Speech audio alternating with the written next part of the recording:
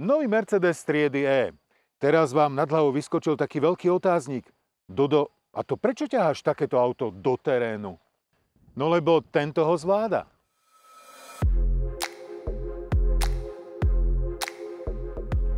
Vyššia stredná trieda prémiová. To je Mercedes triedy E, 5-kový Bavorák alebo Audi A6. Hovorím o sedanoch. V ponuke sú samozrejme aj kombiky. No a potom akási nadstavba k tomu je outdoorová verzia. A tie majú také honosné názvy: All Terrain, All Track, All Road.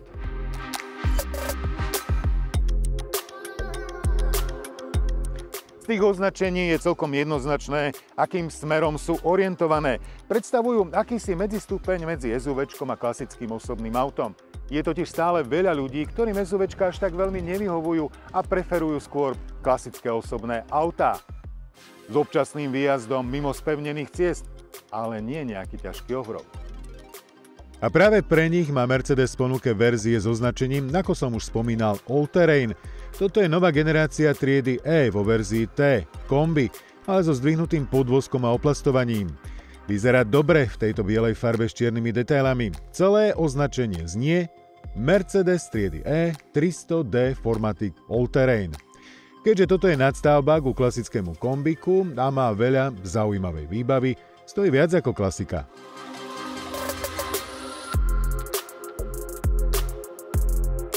Základom je 2-litrový dízlový mild hybrid, ktorého cenovka začína na 77 000. Toto je plug-in hybrid a ten štartuje na 84 500. Je toto auto hodné tej cenovky?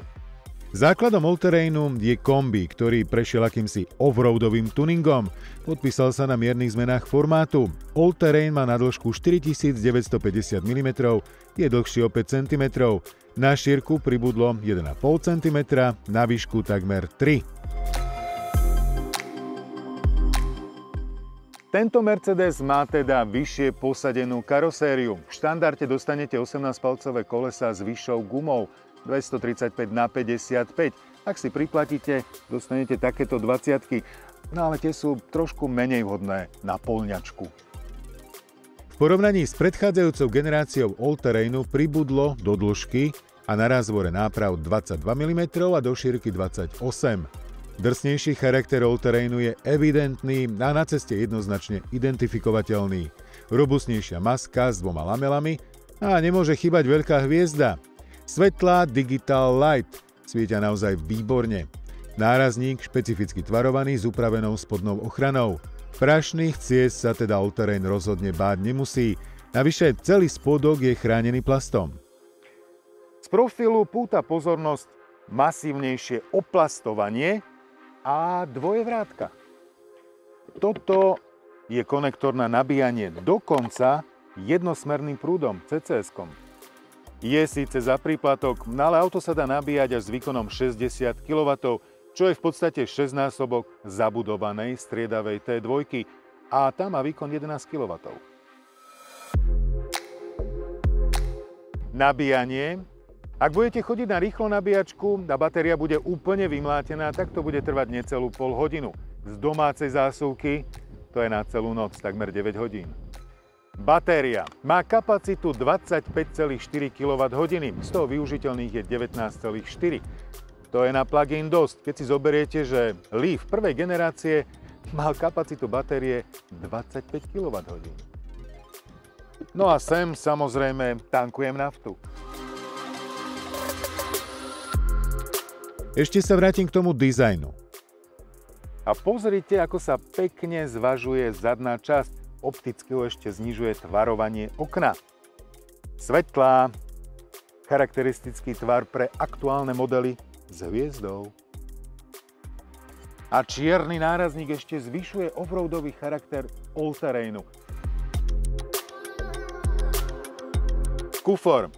Hoci sa to na prvý pohľad nezdá, jeho objem rozhodne nie je nadštandardný, má 460 litrov. Normálne býva dno za rovnou s hranou, poprípade nižšie. Tu je vyššie, tu sú baterky a tie mu uberajú 125 litrov v porovnaní s klasickou verziou. Rezerva? No a na to samozrejme zabudnite.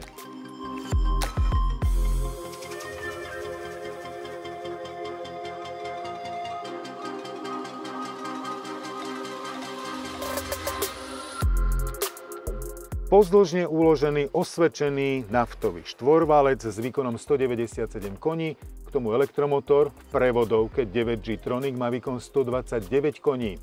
Systémový výkon je 313 koní a k tomu je krútiaci moment s hodnotou 700 Nm. Všetky verzie all-terrain sú štvorkolky.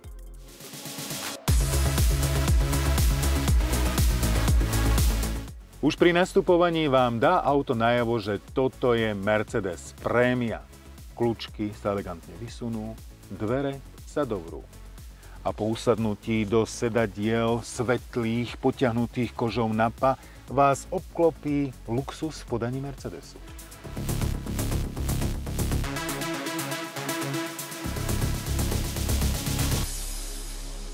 Superobrazovka MBUX a k tomu 3D digitálny prístrojový štít. Priznávam, že toto som už zažil v prípade luxusných elektrických modelov trojcipej hviezdy. Štít prehľadný, ľahko sa na ňom orientujem, toto mi maximálne vyhovuje. Navyše veľký head-up display, takže po tejto stránke som ja, ako vodič, spokojný. Veľký stredový displej má upravené ikony, hlasové ovládanie stále funguje. Ak som v aute sám, tak môžem vypnúť oslovenie, auto ma neustále počúva a rovno je dám príkaz. Je mi zima. Rozumím, zvyšuji teplotu na 25,5 stupňů. Počkejte chvilku, poté by mělo být dostatečně teplo. Děkuji. Prosím. S poznávacím znakom vyššej výbavy je tretí displej pred spolujazdcom. Funkcie sú v podstate identické so stredovým displejom. No ak by sa váš spolujazdec s vami počas jazdy nudil a chcel by si zahrať nejaké hry, no tak si nezahrá, pretože hry fungujú len keď mám páku v polohe P.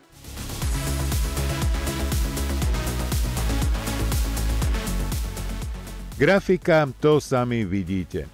Rozmýšľam, čo by som jej vytkol. Asi to, že vrchná dotyková lišta mohla byť širšia, ľahšie by sa do nej ťukalo. Ikona na zrušenie upozornenia na prekročenie rýchlosti mohla byť väčšia. No ale aspoň to ide len na jeden ťuk. Ozvučovací systém Burmestera hrá to dobre. Mám 17 reproduktorov a jedným z nastavení je aj priestorový zvuk 4D.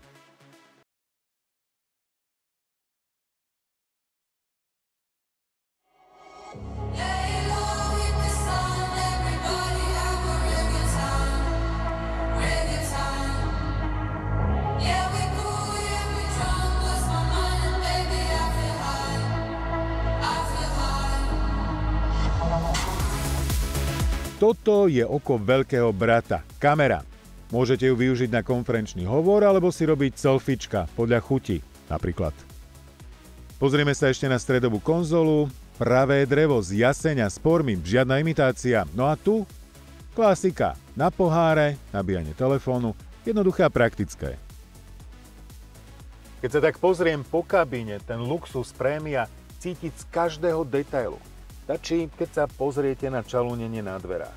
Je veľa značiek, ktoré ho majú také jednoduché, fádne. Tu sa s ním naozaj pohrali. Vyzerá dobre, akurát tá opierka na lakeť, no tá biela koža. Kto vie, ako to bude vyzerať po rokoch. Bude sa treba jednoducho o to starať. Sedačky. Moja obohratá formulka v prípade Mercedesu. Sedí sa v nich presne tak, ako vyzerajú. Majú naozaj široký rozsah nastavenia a z môjho pohľadu sú tie najlepšie, v akých som sedel.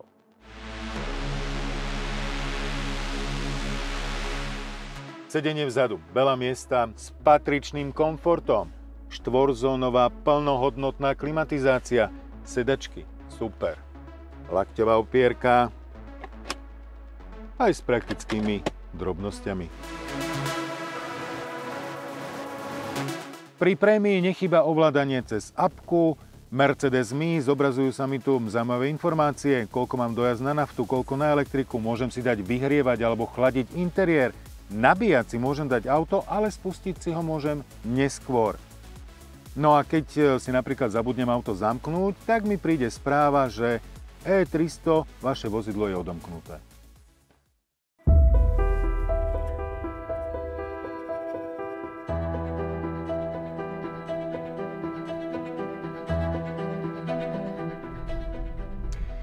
Poďme k tomu, čo robí toto auto výnimočným.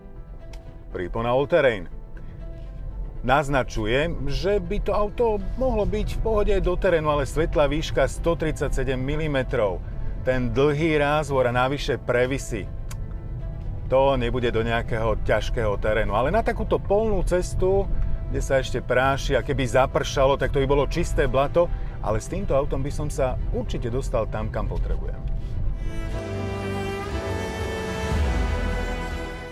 Napriek tomu, že toto je plug-in, teda má elektromotor, Mercedes zostal verný mechanickému pohonu všetkých kolies cez kardán.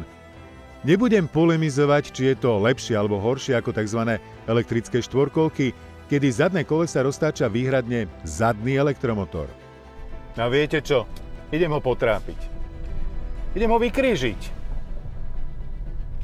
Nechám si to v hybridnom režime, lebo tu normál ani komfort nie, čiže hybrid funguje ako komfort. No a pridvihnem si ho.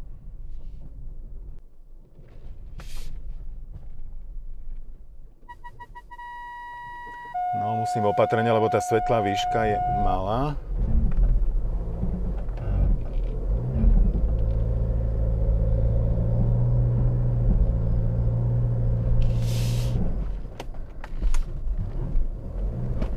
No a tomuto sťažím. Zastavil som.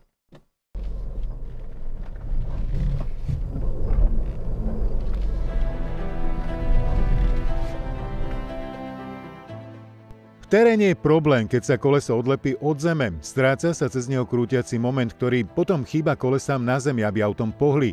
Elektronika by pretáčajúce sa koleso mala pribrzdiť, ideálne úplne zastaviť, pokiaľ je vo vzduchu. Dobre. A teraz originál mercedesácky offroadový režim. Potvrdím. Maximálna rýchlosť je obmedzená na 110 km za hodinu. Teraz si auto dvihnem do druhej, vyššej polohy.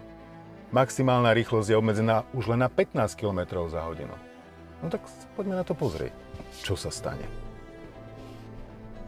Priznám sa, že nemám obavu.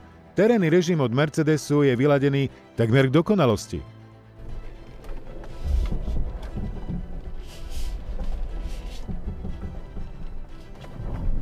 Sťažím mu to aj teraz.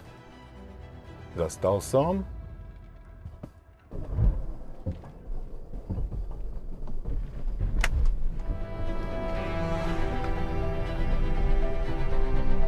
Na prvý pohľad je evidentné, že elektronika odľahčené koleso okamžite zastavuje a celý krútiaci moment sa prenáša na kolesá v zábere. Povedal by som, že tento hybridný režim funguje v teréne lepšie ako offroadové režimy SUV-čiek iných značiek. Pristavím sa ešte pri pohone.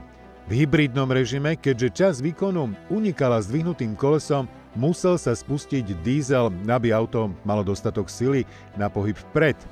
Vďaka tomu, že v offroadovom režime to koleso takmer stálo, výkon sa nestrácal. Na prekonanie kríženia stačilo 129 čisto elektrických koní.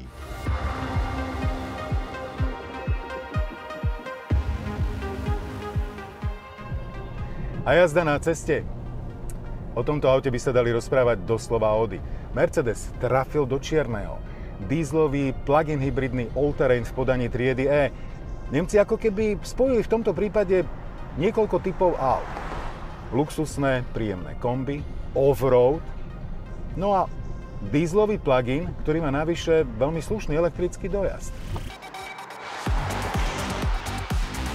Tak a teraz si to poďme rozmeniť na drobné. Off-road, to som vám už ukázal. Ďalej úsporný dieselový plug-in hybrid. Nie všetci sa stotožňujú s tým, že tu nie je dieselový 6-valet, čo bola v podstate klasika pre tento model v predchádzajúcich generáciách. No ale verte mi, že táto kombinácia 2-litrového dieselového štvorvalca a elektromotora je úplne v pohode. Tento rokmi vypiplaný mercedesácky diesel je spoľahlivý, je úsporný a navyše dokáže plniť prísne európske emisné normy. Keďže je taký dobrý, tak ho Mercedes ponúka aj v ostatných svojich modeloch, ale prišiel čas posunúť ho vyššie. A tak ho spojili s elektromotorom, ktorý má výkon 129 koní a 440 Nm, čo je na plug-in veľmi slušná hodnota. Auto štartuje a vždy sa pohýňa na elektriku. A podľa toho, aký tam mám zaradený mód, tak sa spúšťa spaľovací motor.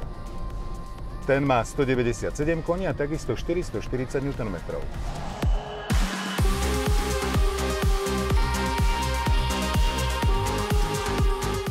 Najskôr som jazdil hlavne v hybridnom režime. Auto sa snažilo využívať čo najviac elektriku.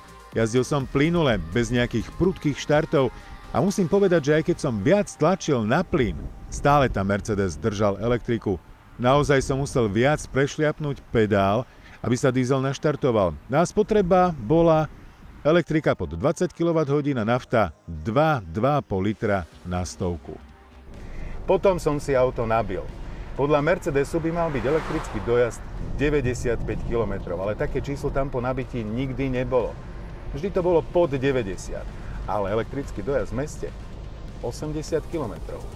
Jasné, častokrát som nabíjal, jazdil a potom som sa už hral s rekuperáciou. A propos rekuperácia, tu si nastavujem pádlami pod volantom.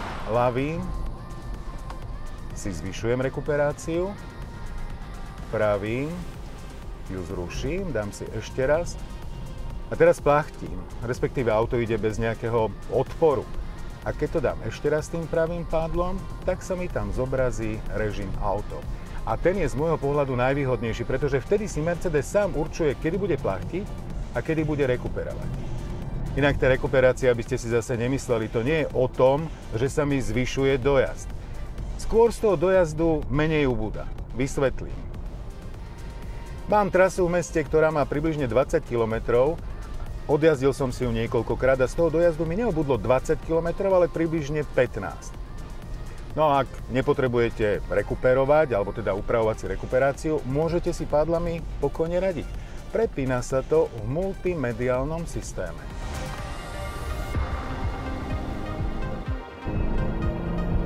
No.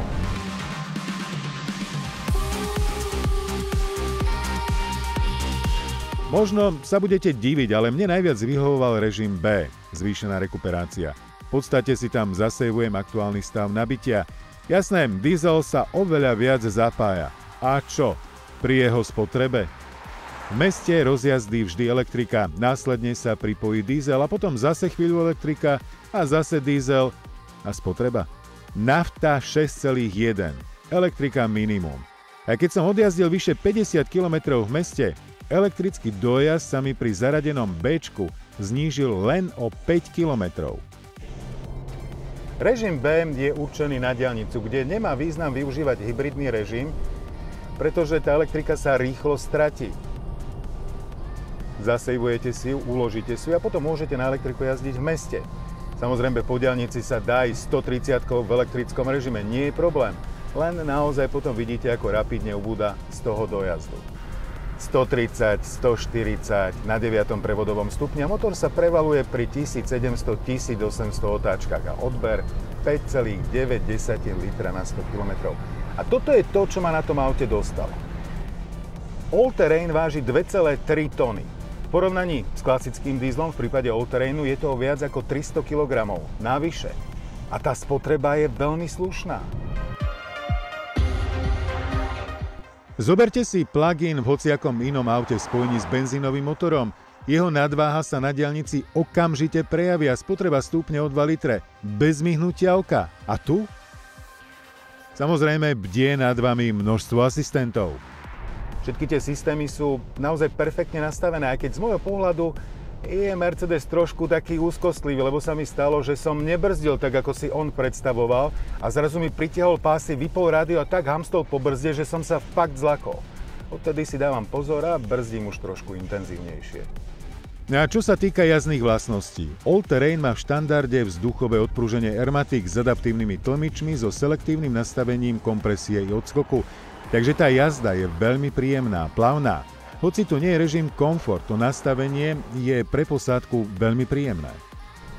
Je tu však jedna vec, krátke priečné nerovnosti. Tie tomuto medveďovi veľmi nechutia. Nie, že by sa teda niečo prenášalo do karosérie, ale vzducháče, adaptívne tlmiče. Čakal by som, že to bude trošku komfortnejšie. Ale zase je to o tom. 20-palcové kolesá, je to veľká neodprúžená hmota s nízkou pneumatikou. To sa musí prejaviť na tom komforte. V štandarde dostanete 18 a na nich je to auto určite komfortnejšie. Záver. Mercedes E300DE. Trefa do čierneho. Priznávam, nie som veľký priaznivec pluginov, ale v tomto prípade si musím svoj názor poopraviť. Elektromotor v kombinácii s úsporným dieslom? Doslova ideál. A navyše s elektrickým dojazdom, ktorý sa blíži k 90 km. Toto je výborné auto aj do mesta na krátke vzdialenosti, kde využívate elektriku a potom idete na dovolenku, a batéria je vybitá a nič sa nedeje. Spotreba je úplne v pohode. Len tá cena. Tak ale za kvalitu a prémiu si treba priplatiť.